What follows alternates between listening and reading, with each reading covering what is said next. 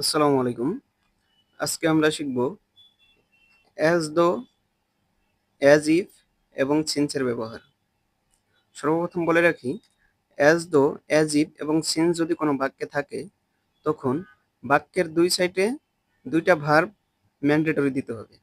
অর্থাৎ এক সাইডে যদি ভার্ব দেওয়া থাকে, অন্য সাইডে না দেওয়া থাকে, সেটি নিজের বসাতে হবে এর ব্যবহার অনুযায়ী।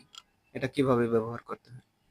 তো প্রথমত, অ্যাজ দো যদি কোনো বাক্যে থাকে এবং এর আগের অংশ যদি প্রেজেন্ট ইনডিফিনিট টেন্স অথবা V1 হয়, তাহলে পরের অংশে পাস্ট ইনডিফিনিট টেন্স হবে। পাস্ট ইনডিফিনিট V2 এবং অয়ার, V2 এবং অয়ার রূপ বসবে পরের অংশে। অ্যাজিভের ক্ষেত্রেও সেম, সিন্সের ক্ষেত্রেও সেম। প্রথমটা যদি V1 থাকে, পরেরটা V2 অথবা অয়ার বসবে। এবার আসি দ্বিতীয় rules. As though, as if, since এগুলার আগে যদি পাস্ট ইনডিফিনিট থাকে অর্থাৎ V2 থাকে, সেই ক্ষেত্রে পরের অংশে পাস্ট পারফেক্ট টেন্স হবে অর্থাৎ হ্যাড প্লাস V3। আমরা জানি যে হ্যাডের পরে অবশ্যই V3 দিতে হয়। যেমন একটা বাক্য আমরা প্র্যাকটিস করে দেখি।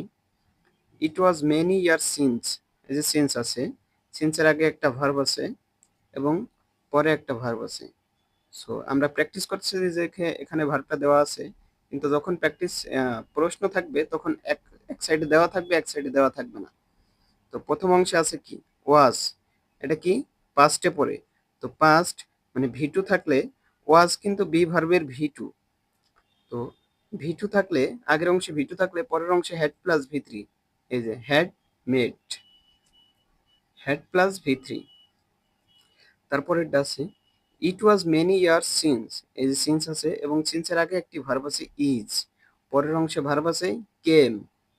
তো আমাদের রুল ছিল যে V1 যখন হবে তখন এর পরের অংশে V2 অথবা ওয়ার হবে। তো আমরা এখানে V2 বা ওয়ার দেওয়ার অপশন থাকলে V2 বা ওয়ার দেব। তারপরে আছে অ্যাজ দো, অ্যাজ দো এর আগের অংশে একটা ভার্ব আছে স্পিক এবং পরের অংশে আছে নো। তো স্পিক্স আছে কোন ফর্মে? স্পিক্স আছে প্রেজেন্ট টেন্সে অর্থাৎ V1 এ। তাহলে আমাদের রুল ছিল V1 যখন থাকবে পরের অংশে V2 বা ওয়্যার বসবে। তো নো ভার্বের V2 কি? নিউ। সো এর বাইরে আশা করি কোনো রুলস আসবে না। আজকে এই পর্যন্তই আমাদের ক্লাস। ধন্যবাদ।